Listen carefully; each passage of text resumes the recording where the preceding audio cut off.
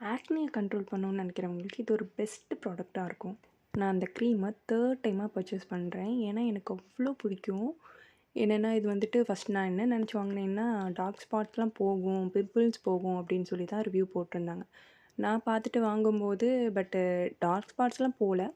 என் face ஃபுல்லாக ஆக்னி இருக்குது, எனக்கு இப்போதைக்கு ஆக்னி போனால் போதும் அப்படின்னு நினைக்கிறவங்க மட்டும் இதை கண்டிப்பாக யூஸ் பண்ணி பார்க்கலாம். இதிலே மென்ஷன் பண்ணியிருப்பாங்க சன் ப்ரொடெக்ஷன் இருக்குன்னு. எஸ்பிஎஃப்பை பற்றிலாம் எதுவுமே இவங்க வந்துட்டு சொல்லலை. ஒரு நல்ல டீப் மாய்ஸ்சரைசராக இருக்கும். ஒயிட் காஸ்ட் இல்லாமல் நல்லா பிளெண்ட் பண்ணுறதுக்கும் நல்லாயிருக்கும். ரொம்ப ஆயிலியாகவும் தெரியாது. இது ஒரு பெஸ்ட்டு பார்மசி மாய்ஸ்சரைசர்னு தான் சொல்லுவாங்க. நான் பார்மசியில் கேட்டப்போ கிடைக்கவே இல்லை. நான் எப்போவுமே 60 கிராம்ஸ் தான் வாங்குவேன். 300 பட்ஜெட்குள்ளே தான் வரும்.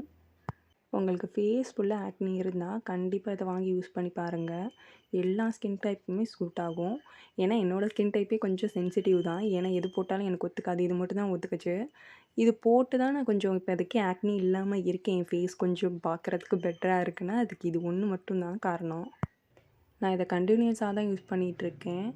நான் ஒரு 2-3 டேஸ் போடலைன்னா கூட எனக்கு அங்கே இங்கேன்னு பிம்பிள்ஸ் வந்துடும்.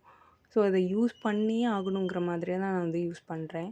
நீங்கள் ரொம்ப பிம்பிள் உங்கள் ஃபேஸில் இருக்குன்னா, நீங்கள் ஒன் டைம் வாங்கி யூஸ் பண்ணி பாருங்கள். உங்களுக்கு நல்லா இருக்குது அப்படின்னு தோணுச்சுன்னா திருப்பி வாங்கிக்கோங்க. இல்லை நான் வந்துட்டு சன்ஸ்க்ரீன்லேயே மாய்ஸ்சரைசர் இருக்க மாதிரி போடுறேன்னா, இந்த ப்ராடக்ட் உங்களுக்கு தேவைன்னா மட்டும் வாங்கிக்கோங்க. நான் இந்த ப்ராடக்ட்டை கண்டினியூஸாக யூஸ் பண்ணிகிட்டே தான் இருக்க போகிறேன்.